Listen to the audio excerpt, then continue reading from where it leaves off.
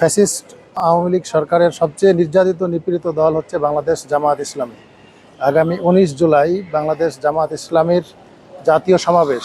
এই সমাবেশের ৭ দফা দেশের মানুষ একাত্মতা ঘোষণা করেছে। আমিও এই ৭ দফার সাথে একাত্মতা ঘোষণা করছি। ইনশাআল্লাহ প্রোগ্রামে আমি থাকবো জামাতে। ১৯ তারিখ জামাতের জাতীয় সমাবেশ, তুমি শুনছো?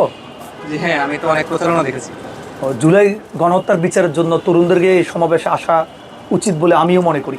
হ্যাঁ, আমিও মনে করি জুলাই গণহত্যার বিচারের দাবিতে তরুণদেরকে ১৯ তারিখের সমাবেশে যোগ দেওয়া উচিত। আসসালাম ভাই, ভালো আছেন? আছি আলহামদুলিল্লাহ। ১৯ তারিখ ঐতিহাসিক সোহরাওয়ার্দী উদ্যানে পিআর পদ্ধতিতে নির্বাচনের দাবিতে বাংলাদেশ জামায়াত ইসলামীর ঐতিহাসিক মহা জাতীয় সমাবেশ। আপনারা যোগ দেবেন ইনশাআল্লাহ। ইনশাল্লাহ ভাই, ১৯ তারিখে জাতীয় সমাবেশে আমরা যুক্ত হব এবং আপনাদের ৭ দফার দাবির সঙ্গে একমত আছি ইনশাল্লাহ। আগামী ১৯ তারিখে জামাতের সমাবেশে আমিও থাকবো।